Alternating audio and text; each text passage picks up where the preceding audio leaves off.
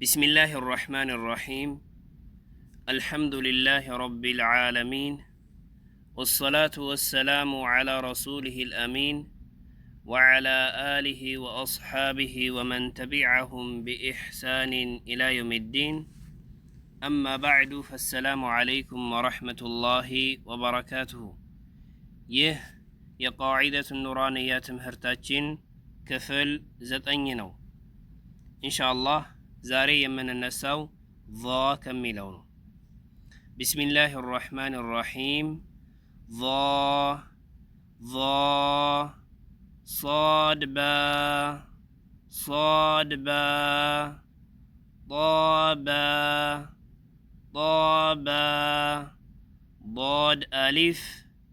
ضاد ألف ضا ألف عين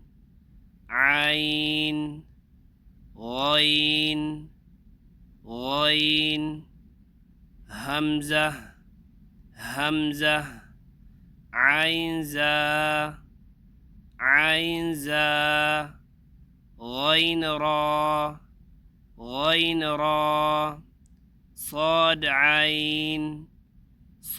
عين ضاد غين با عين دال تا غين ذال همزة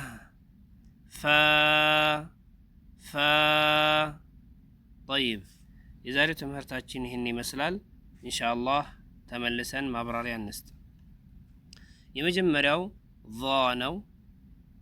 ዛ ብቻውን ሲሆን ያለው ቅርጽ ይህን ይመስላል። ከሌላ ጋር ደግሞ ሲያያዝ ምን አይነት ቅርጽ ይኖረዋል የሚለውን ለማሳየት ነው እዚህ ጋር ያመጡት ማለት ነው።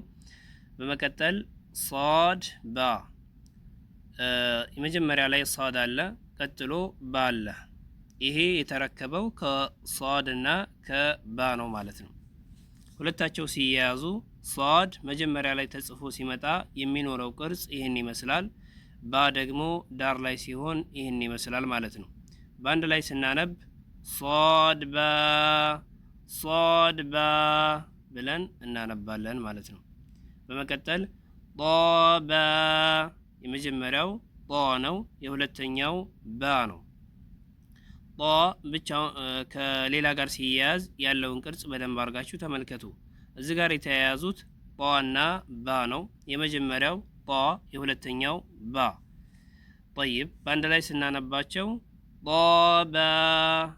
ጣባ ብለን እናነባለን ማለት ነው። በመቀጠል ضاد አሊፍ፣ የመጀመሪያው ضاد ነው፣ የሁለተኛው አሊፍ ነው። ضاد ከአሊፍ ጋር በሚጻፍ ጊዜ ይህን አይነት ቅርጽ ይኖረዋል ማለት ነው። ይህ ማለት ብቻውን ከሚኖረው ቅርጽ ለየት ብለዋል።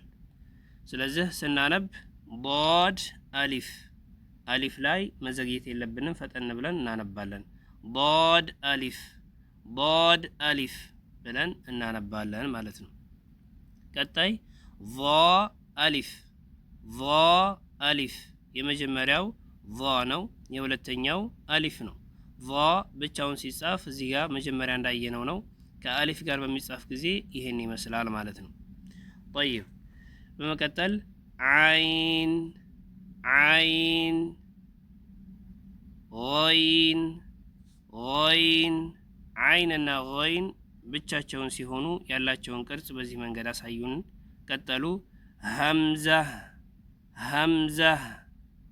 በመቀጠል ዓይን ዛ፣ የመጀመሪያው በቀይ የተጻፈው ዓይን ነው። ቀጣይ ያለው እንደገና ዛ ነው። በአንድ ላይ ሲነበቡ ዓይን ዛ ብለን እናነባለን ማለት ነው። ዓይን እንግዲህ ብቻውን ከሌላ ጋር ተያይዞ ሲጻፍ ይህን ይመስላል ማለት ነው። ዓይን ይሄ ነበር ብቻውን ያለው ቅርጽ፣ ከሌላ ጋር ሲያያዝ ደግሞ በዚህ መንገድ ተጽፈዋል ማለት ነው። በመቀጠል غين را የመጀመሪያው غين ነው፣ የሁለተኛው ራ ነው። ገይን ከሌላ ጋር ሲያያዝ ይህን ይመስላል ማለት ነው። ብቻውን ሲሆን ይሄ ነበር ቅርጹ። ከራ ጋር ተያይዞ ሲመጣ ደግሞ ይህን አይነት ቅርጽ ይዟል ማለት ነው። ስናነብ ገይን ራ ብለን እናነባለን ማለት ነው። በመቀጠል ሷድ ዓይን፣ ሷድ ዓይን። ዓይን ዳር ላይ ሲሆን ያለውን ቅርጽ ለማሳየት ደግሞ እዚህ ጋር ዓይንን ዳር ላይ ተያይዞ ሲመጣ አሳዩን ማለት ነው። ይህ እዚህ ጋር ያየነው መጀመሪያ ላይ ሲሆን ነበረ። ዳር ላይ ሲሆን ደግሞ በዚህን አይነት ቅርጽ እንደሚመጣ ያሳያሉ ማለት ነው። ስለዚህ በአንድ ላይ ስናነብ ሷድ ዓይን፣ ሷድ ዓይን፣ ሷድ ዓይን ብለን እናነባለን። ቀጣይ ዷድ ገይን፣ ዷድ ገይን። የመጀመሪያው ዷድ ነው፣ የሁለተኛው ገይን ነው። ገይንም ዳር ላይ ተጽፎ ሲመጣ ከዓይን የሚለየው በነጥብ እንጂ በምንም አይደለም። ኢዘን ይመሳሰላል ማለት ነው። መካከል ላይ ሲመጣ ደግሞ ምን አይነት ቅርጽ እንደሚኖራቸው እዚህ ጋር አሳዩን።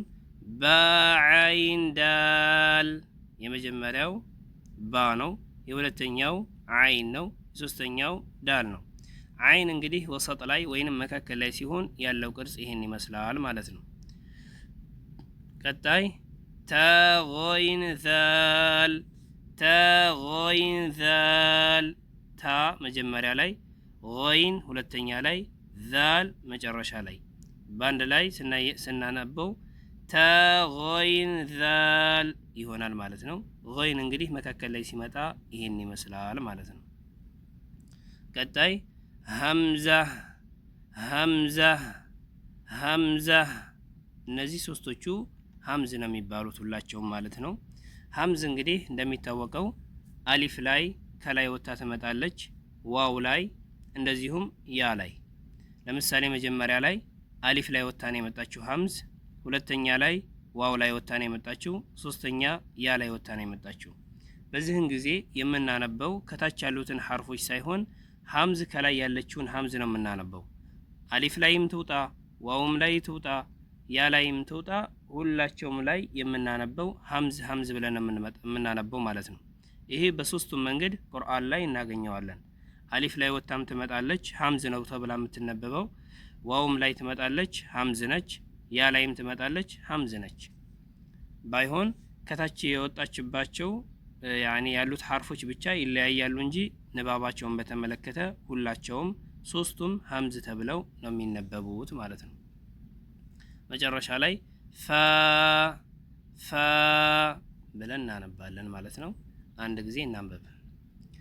ዛ፣ ዛ፣ ሷድ ባ፣ ሷድ ባ፣ ጣ ባ፣ ጣ ባ፣ ضاد ألف، ضاد ألف، ظا ألف، ظا ألف، عين، عين، غين، غين، همزة، همزة، عين زا، عين زا، غين را، غين را، صاد عين، صاد عين، ضاد غين، ضاد غين، با عين دال، با عين دال، تا